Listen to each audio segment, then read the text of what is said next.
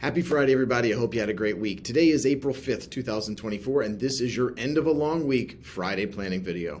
We're jumping right into Q2 of this year, and the tax filing deadline is quickly approaching. Before I get going, I'll use this opportunity to remind you I don't give personal tax or legal advice, but as my phone lines, email, and calendar are showing, the meetings and calls with your tax and legal professionals are as important as ever. Please bring us together and to help you as a team with your financial planning needs.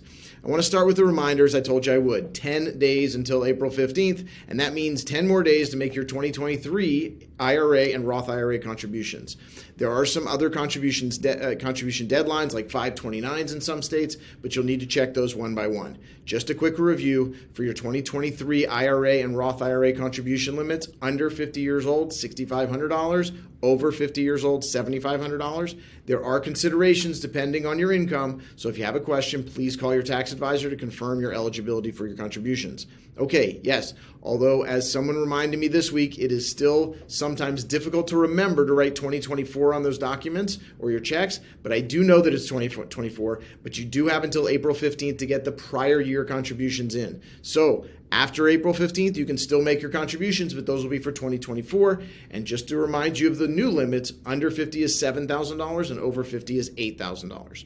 Let's keep in the topic of retirement for a moment. Tales from the front lines, as I like to call them. We dealt again recently with an outdated or missing beneficiary on a retirement plan. The plan documents are being reviewed, and the assets will hopefully make it to where to their proper place. But this is why we are working on this all the time. One of the constant questions that Rebecca and myself will ask you is about your beneficiaries, and not just on the accounts you have here. We'll ask you about your corporate retirement accounts. We'll ask you about your life insurance policies and even your 529 accounts.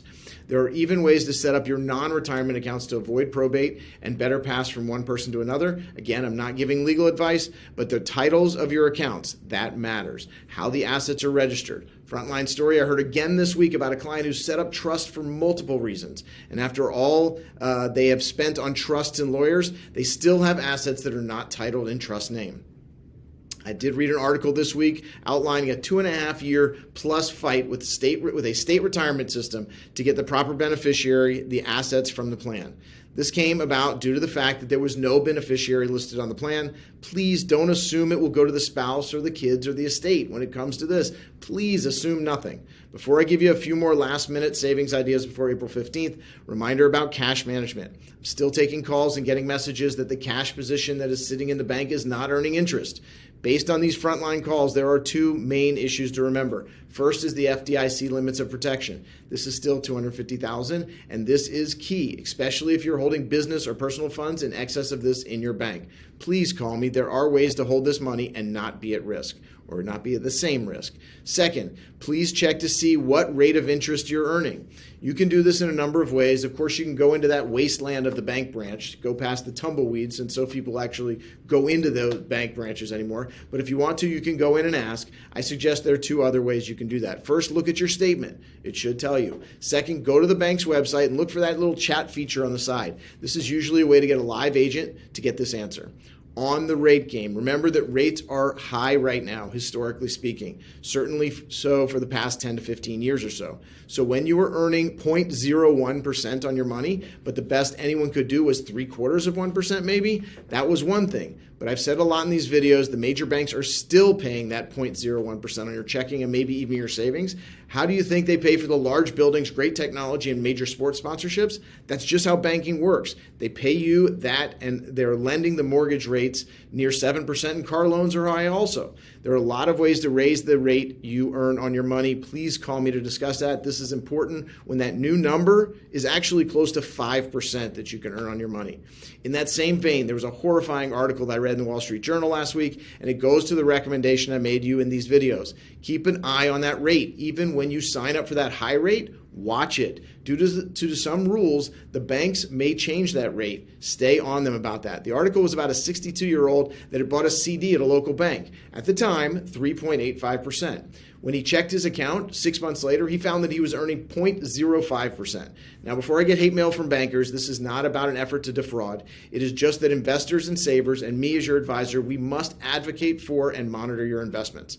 That CD, by the way, when it matured from the 3.85%, it was automatically renewed into a 0.05% rate. That's the bank rules, and you'll find this a lot. I have some thoughts on CDs versus other methods, so please give me a call to discuss that. Few last minute things about your corporate retirement plans.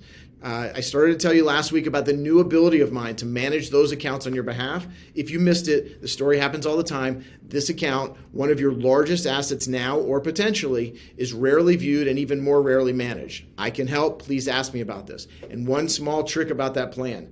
The median tenure with a company these days in 2024 is between 3 and 4 years. Please note this. When putting your email into your corporate account plan, when you register, use a non-work email address. Why would I tell you this?